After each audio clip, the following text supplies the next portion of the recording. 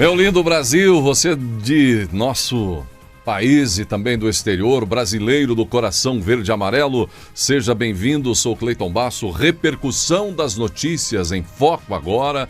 Você que acompanha nosso canal aqui, muito obrigado. Se ainda não é inscrito, inscreva-se já. Vamos lá, trazendo já informações. Como está no título, Lula de aniversário hoje, hein? Presidente de aniversário nesta sexta-feira, 27 de outubro. Mas quem foi fazer a festa foi quem? Jair Bolsonaro. Bolsonaro compartilhou sua passagem em Goiás, né? Ele, nesta sexta também, 27, comemorando, festejando com o povo em Alexânia, Goiás. Aí possivelmente parece uma panificadora, uma padaria, uma lanchonete, e ele alegremente ali com os participantes e deixando todo mundo feliz. Você pode ver na imagem ao meu lado, ex-presidente Jair Bolsonaro, então, nessa visita que ele fez ali às atendentes ao longo desta sexta-feira, tomando um cafezinho, comendo o pastel. Isso ele fez muitas vezes enquanto presidente, fotografando, olha o acolhimento com as crianças, fotografias com o pessoal dali, e aquele, parece um pastel de queijo, é isso? Não consegui identificar direito aí. Ele compartilhou essas imagens no Twitter, em suas redes sociais no X, né? E demonstrando a energia e ele festejando, fazendo a festa. Afinal de contas, não tem mais toda aquela responsabilidade que tinha enquanto presidente, pode agora estar bem descontraído aí, de boa, tomando um cafezinho. Já quem está de aniversário, com todas as responsabilidades que tem, está ali hoje dizendo no Twitter, vamos ao Twitter do presidente Lula: hoje é meu aniversário e estamos lançando o meu canal, lançando um canal no WhatsApp, possivelmente para receber por lá, de forma mais discreta, né, os cumprimentos, porque do jeito que o Brasil está dividido, nem todo mundo aparece para cumprimentá-lo.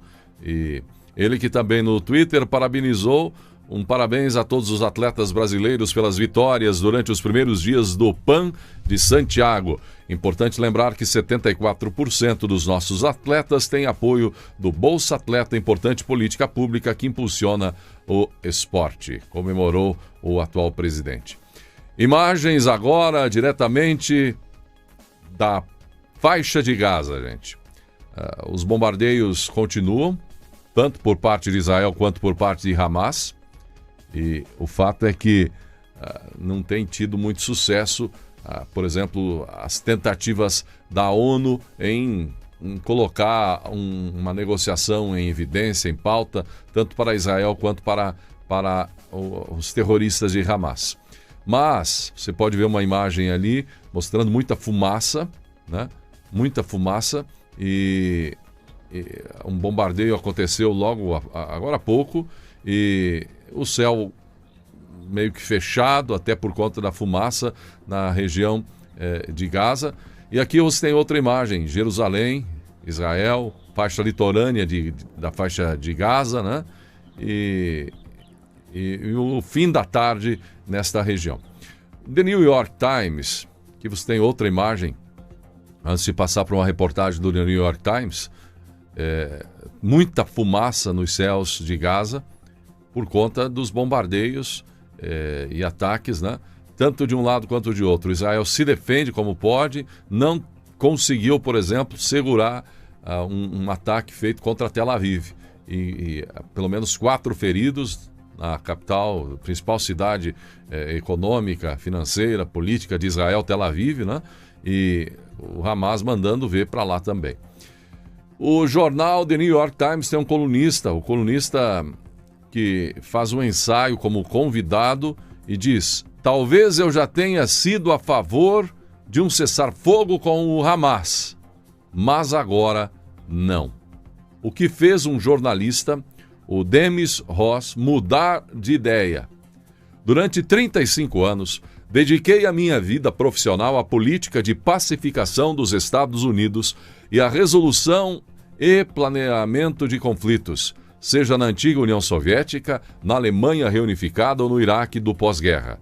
Mas nada me preocupou tanto como encontrar uma solução pacífica e duradoura entre Israel e os palestinos. O que será que esse especialista, jornalista no assunto, que buscou muito tentar ver uma forma, né, nas negociações em curso, vendo o lado palestino, vendo o lado israelense, enfim, e que ele até chegou a favor, em um momento que ele diz, não, Israel tem que parar de atacar, de se defender, tem que ter um cessar-fogo. E agora ele acha que não pode parar Israel. Israel tem que continuar fazendo o que tem que ser feito. No passado, poderia ter sido a favor de um cessar-fogo com o Hamas durante um conflito com Israel, diz ele. Mas hoje é claro para mim que a paz não será possível agora ou no futuro enquanto o Hamas permanecer intacto e no controle de Gaza. Você está vendo o que um experiente jornalista, que já disse que em determinado momento foi a favor de Israel, para de atacar, só que agora não. Ele, depois de 35 anos de atuação, conhecendo os conflitos na região e como que funciona tudo, ele diz, Hamas não para nunca. Israel já propôs, nós paramos imediatamente o fogo contra o território da faixa de Gaza, assim que vocês entregarem para nós todos os reféns. E Hamas não aceita. Diz que não podem entregar todos os reféns agora sim e tal. Simples. Israel, vimos o discurso do representante da ONU dizendo, paramos imediatamente o ataque contra os terroristas de Hamas na faixa de Gaza e preservaremos então o povo palestino como vocês querem. Imediatamente, logo após Hamas entregar todos os reféns. Mas você acha que Hamas entrega? Então veja que vamos seguir o que diz o jornalista aqui no New York Times, uma opinião independente dele no jornal norte-americano. O poder e a capacidade do Hamas para ameaçar Israel e sujeitar os civis de Gaza a cada vez mais rondas de violência tem de acabar. E aí ele faz a posição correta. De quem é a culpa da morte de crianças, jovens, idosos dentro da faixa de Gaza, nesses ataques de Israel nesta altura? De quem é a culpa? É de Israel ou é dos terroristas do Hamas? É muito fácil de entender. Depois de 7 de outubro, muitos israelitas acreditam que a sua sobrevivência como Estado está em jogo. Isso pode parecer um exagero, mas para eles não é. Se o Hamas, olha o que diz o jornalista, repito, mais de 35 anos atuando em coberturas, especializado inclusive nessa negociação entre ali países como Israel, entre outros, na região do Oriente Médio, para buscar uma paz, um cessar-fogo completo e tal. Ele disse que até em algum momento chegou à conclusão que Israel teria que parar de se defender, de contra-atacar e tal, e fazer um cessar-fogo. Só que agora não. Ele diz que depois de tudo que ele já viu, não, Israel não pode parar. Depois desta data de 7 de outubro, se o Hamas persistir como força militar e continuar a controlar Gaza após o fim desta guerra, atacará novamente Israel, diz categoricamente o jornalista. E quer o Hezbollah abra ou não uma verdadeira segunda frente a partir do Líbano durante este conflito, também, quer dizer, se o Hezbollah, outro grupo terrorista, se envolver ou não agora, neste momento, contra Israel, isso não quer dizer nada no futuro. Ele acredita que no futuro Hezbollah vai atacar Israel. Mas por quê? O objetivo, diz ele, destes grupos, e isso é o que não é compreendido pela esquerda progressista, por jornalistas militantes que se apavoram e tal.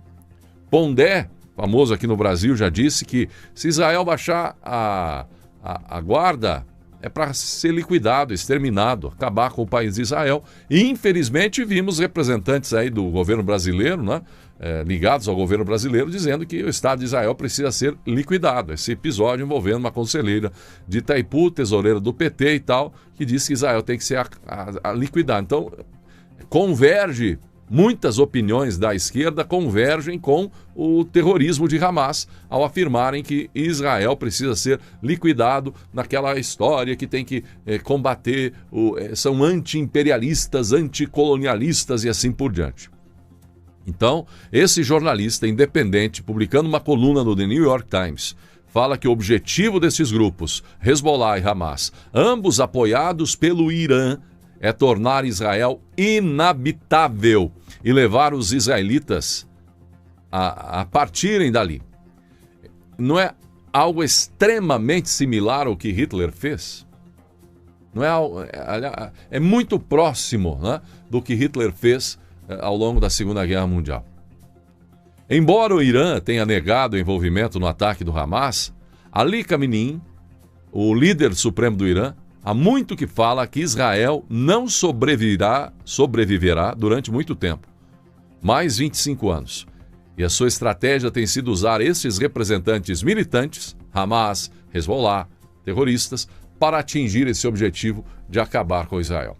Dada a força das Forças Armadas de Israel, de longe as mais poderosas da região, os objetivos do Irã e dos seus colaboradores pareciam implausíveis, impossíveis, né? Nunca conseguiriam derrubar Israel há algumas semanas. Essa era a perspectiva.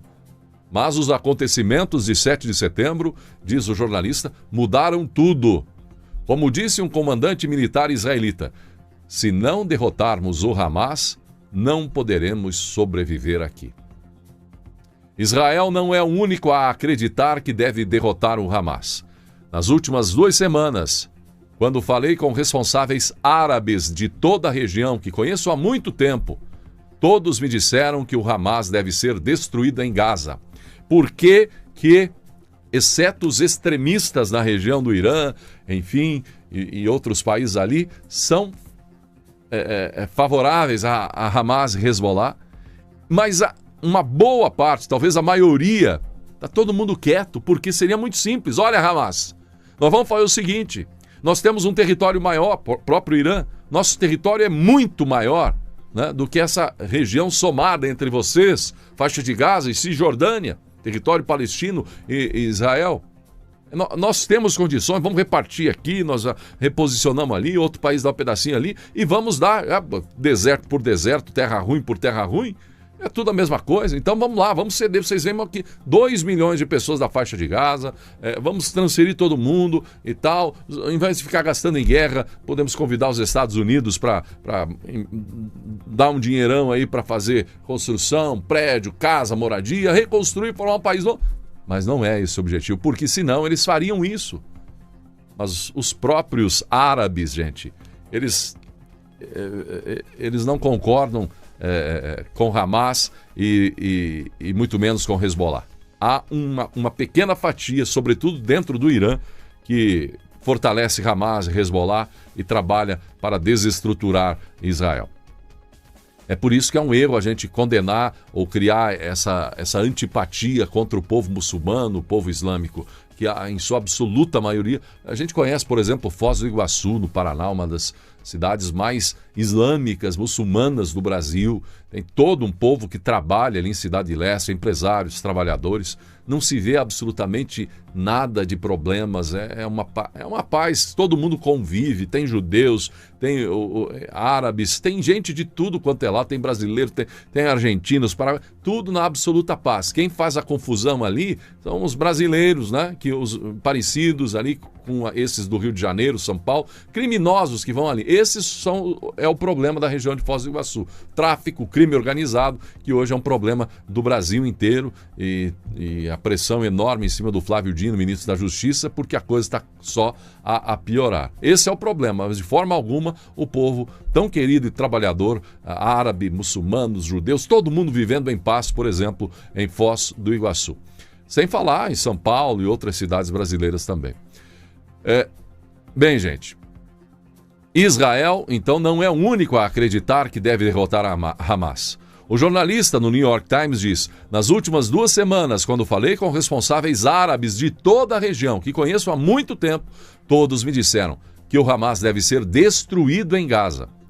Deixaram claro que se o Hamas for visto como vencedor, que seria Israel baixar a guarda agora, validará a ideologia de rejeição do grupo, dará alavancagem e impulso ao Irã e aos seus colaboradores e colocará seus próprios governos na defensiva. Mas eles disseram isso em particular, gente. Eles não vão na imprensa, não vão para lá porque, né, vão falar baixo. As paredes têm ouvido, falaram apenas para o cara aí. Suas posturas públicas têm sido bem diferentes. Publicamente eles falam outras coisas. Apenas alguns estados árabes condenaram abertamente o massacre de mais de 1.400 pessoas pelo Hamas em Israel. Por quê? Porque os líderes árabes compreenderam que, à medida que Israel retalhasse e as vítimas e o sofrimento palestinianos aumentassem, os seus próprios cidadãos ficariam indignados e precisavam de ser vistos como defensores dos palestinianos, pelo menos retoricamente. Então, na prática, é a propaganda. Tem vídeos por aí falando de atores do Hamas fazendo de conta que estão sendo em tal para fazer aquela publicidade negativa a Israel e chocar a comunidade mundial e tal, porque guerra hoje já vimos entre Ucrânia e Rússia.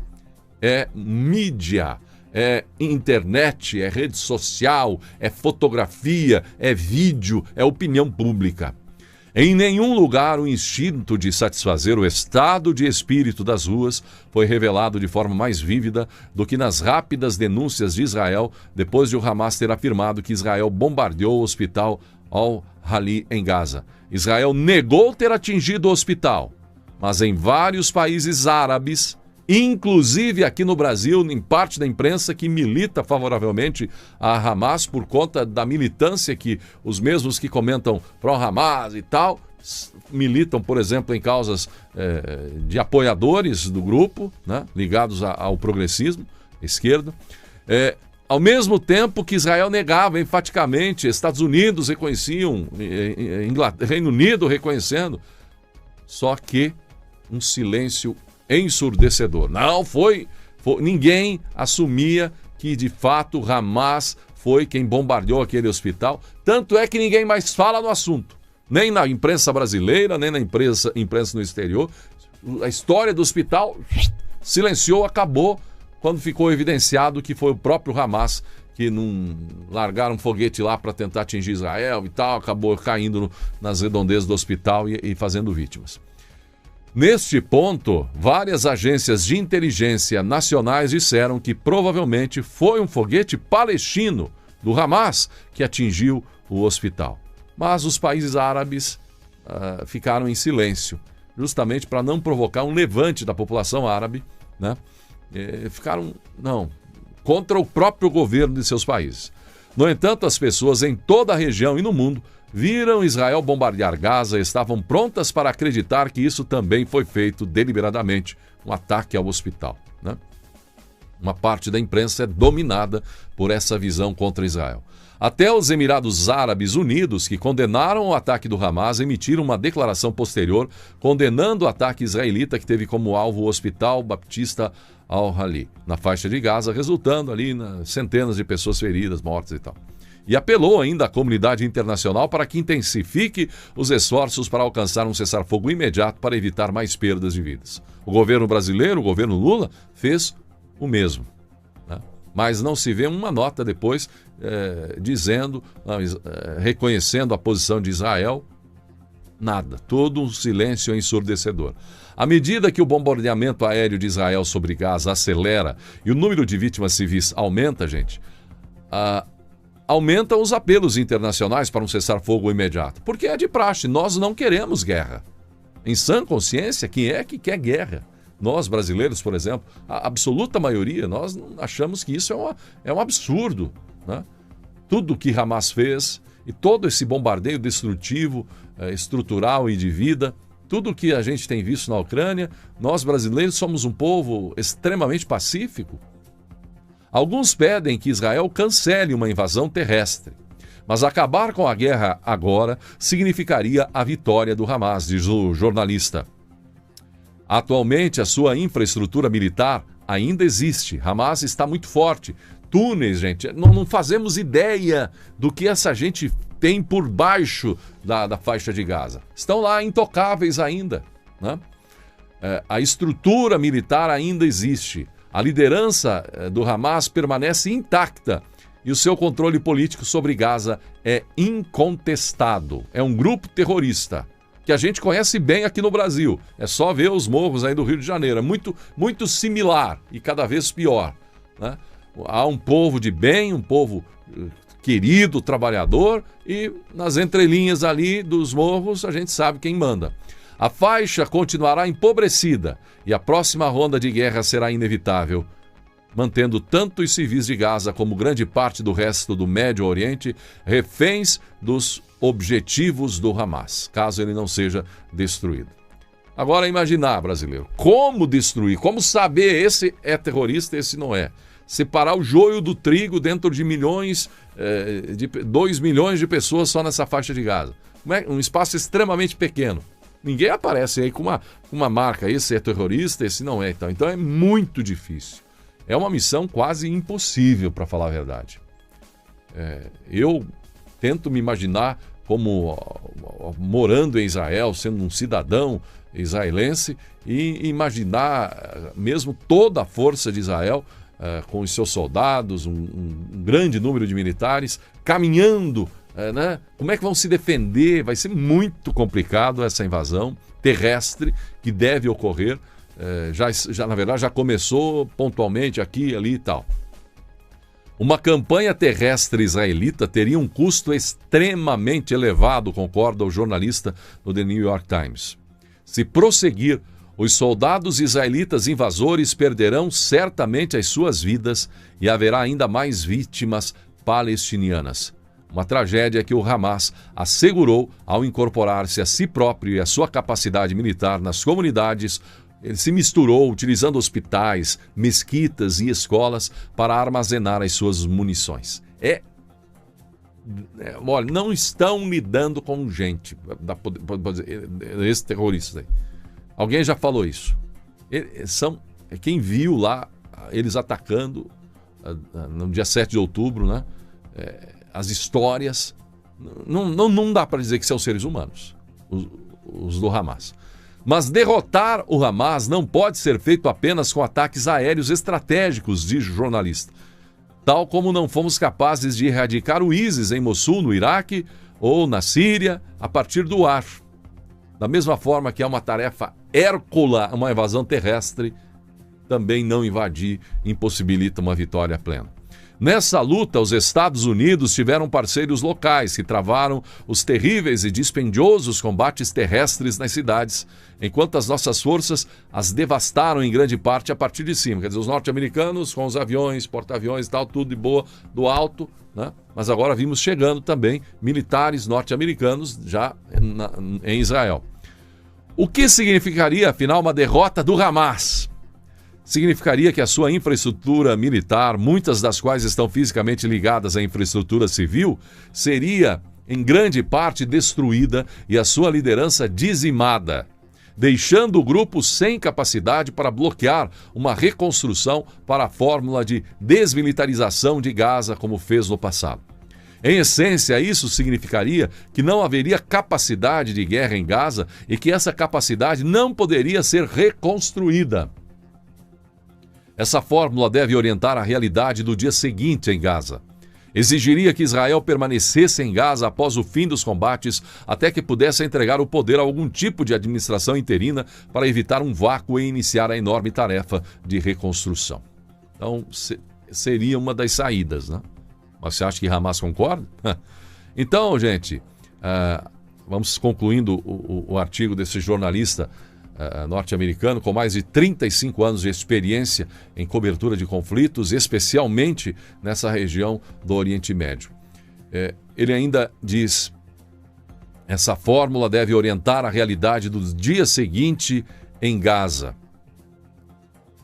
Essa administração deveria ser dirigida em grande parte por tecnocratas palestinianos, gente de bem da Palestina, de Gaza, da Cisjordânia e da diáspora, sob uma égide internacional que incluiria nações árabes e não árabes.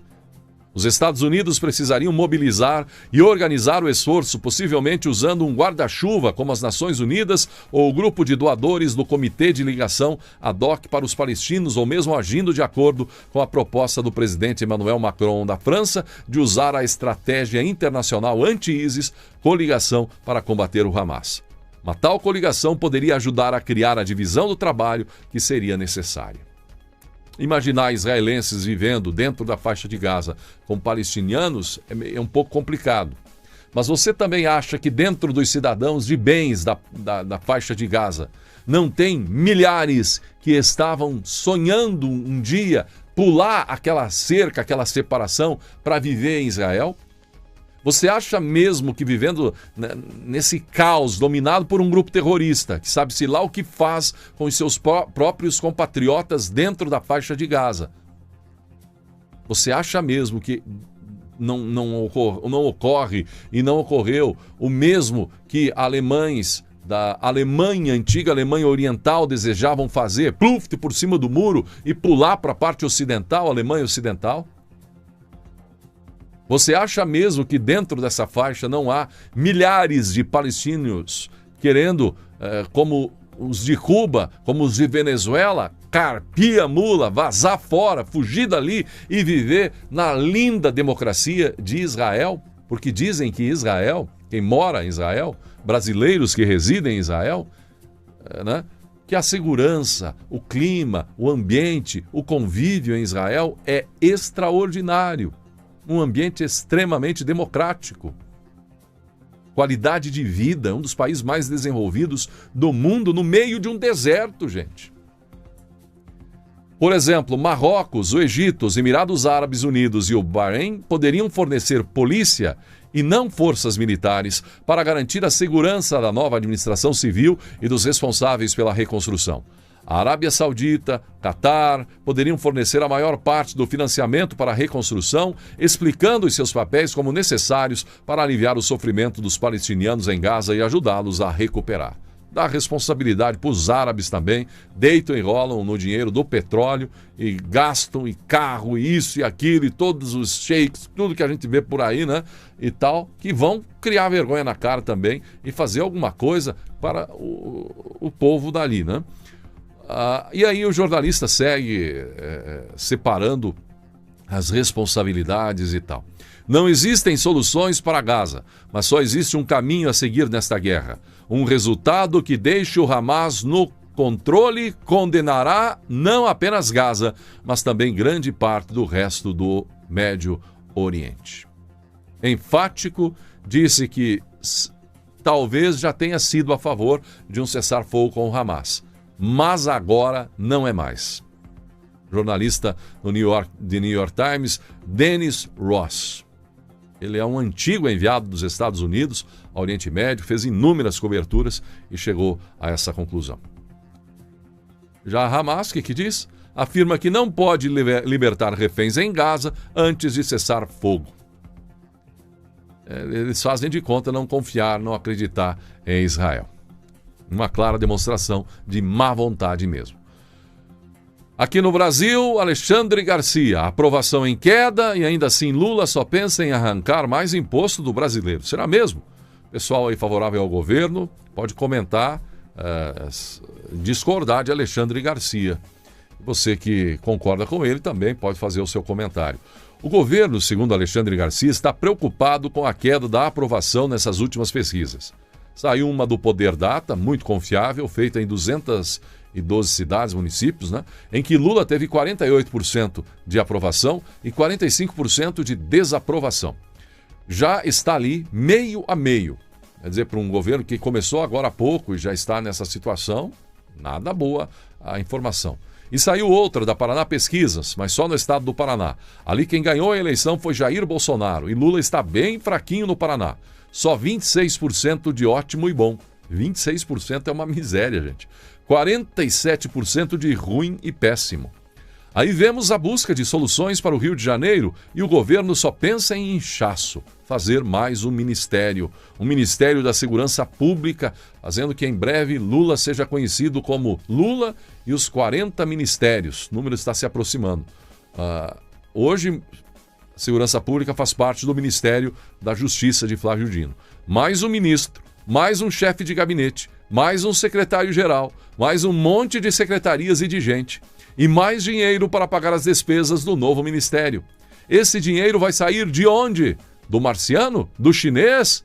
Não, vai sair do Brasileiro, diz Alexandre Garcia, publicação no jornal Gazeta do Povo. Agora estão dizendo que os super ricos têm de pagar. Quem são esses? É o pessoal que investe, que emprega muita gente, que tem muitas atividades empresariais, que paga muito imposto e que tem investimentos financeiros em offshore, em fundos exclusivos. É a velha prática de diabolizar quem tem dinheiro. Vamos tirar 20 milhões deles, bilhões deles para ajudar, dizem.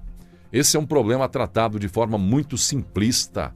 Cobrar mais impostos e aumentar mais o Estado. Estado inchado não consegue garantir segurança pública de qualidade, afirma categoricamente Alexandre Garcia.